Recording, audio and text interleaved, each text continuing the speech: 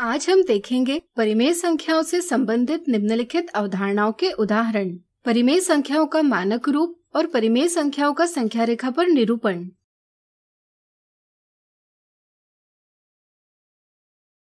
क्या परिमेय संख्या ऋण 81/189 अपने मानक रूप यानी स्टैंडर्ड फॉर्म में है?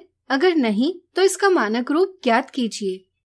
यहाँ हमें दी संख्या को उसके मानक रूप में व्यक्त करना है। क्या आप बता सकते हैं कि परिमेय संख्या का मानक रूप क्या होता है? सोचिए। बिल्कुल सही। यदि किसी परिमेय संख्या का हर धनात्मक पूर्णांक है और अंश और हर के गुणनखंडों में सिर्फ एक यही गुणनखंड उभयनिष्ठ है, तो ऐसी परिमेय संख्या अपने मानक रूप में होती है। हम देखते हैं कि ऋण 81/189 का हर 189 पहले से धनात्मक पूर्णांक है, इसलिए यहाँ हमें अंश और हर दोनों को ऋण 1 से गुणा करना आवश्यक नहीं। अगर हम 81 और 189 को इनके गुणनखंडों के गुणन के रूप में इस प्रकार व्यक्त करेंगे, तो हम देखते हैं कि इनके गुणनखंडों में ये सभी गुणनखंड उभयनिष्ठ है। इसलिए हम कह सकते हैं कि ऋण 81/189 अपने मानक रूप में नहीं है। तो आइए इस परिमेय संख्या का मानक रूप ज्ञात करें।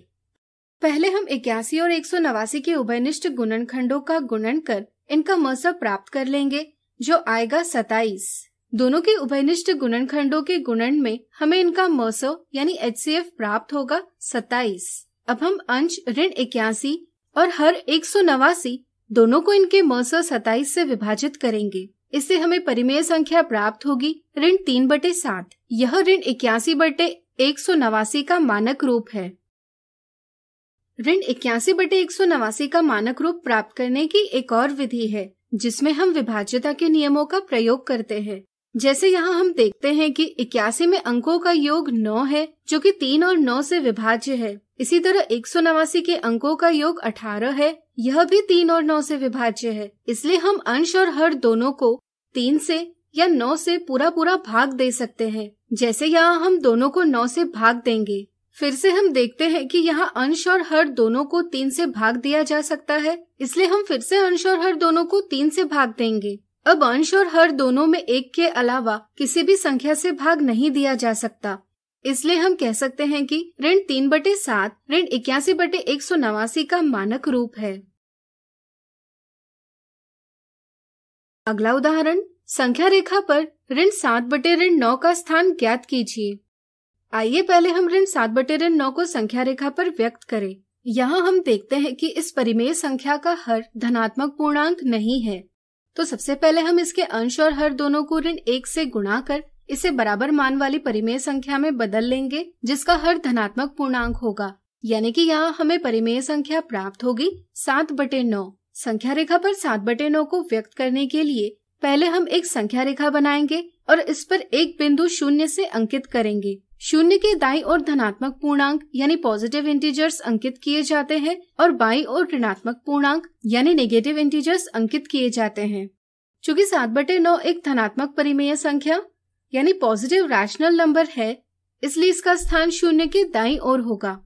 यहाँ अंश 7 हर 9 से छोटा है, इसलिए 7/9 इकाई से छोटी संख्या है, यानी कि इसका स्थान 0 और 1 के बीच आएगा। ठीक स्थान प्राप्त करने के लिए हम 0 से 1 की दूरी को 9 बराबर भागों में विभाजित करेंगे। चूँकि अंश 7 है, इसलिए हम 0 के दाईं ओर 7 कदम चलेंगे। इससे हम पहुँच जाएंगे 7/9 पर। चूँकि 7/9 बराबर ऋण 7/9, इसलिए परिमेय संख्या ऋण 7/9 भी इसी बिंदु पर अंकित की जाएगी।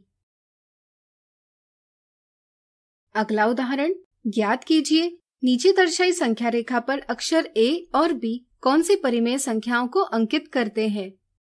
अगर यहाँ हम देखें तो A और B दोनों 0 के बाईं ओर है। क्या आप बता सकते हैं इसका क्या अर्थ है? सोचिए। बिल्कुल सही। इसका मतलब है A और B दोनों ऋणात्मक परिमेय संख्याएं यानी नेगेटिव रैशनल नंबर्स है। हम देखते हैं कि यहाँ इकाई दूरियों को 6 बराबर भागों में विभाजित किया है। इस तरह से हम कह सकते हैं कि A और B दोनों का हर 6 होगा। चूँकि B का स्थान 0 के बाईं ओर 9वें भाग पर है, इसलिए हम कह सकते हैं कि B का अंश ऋण 9 है।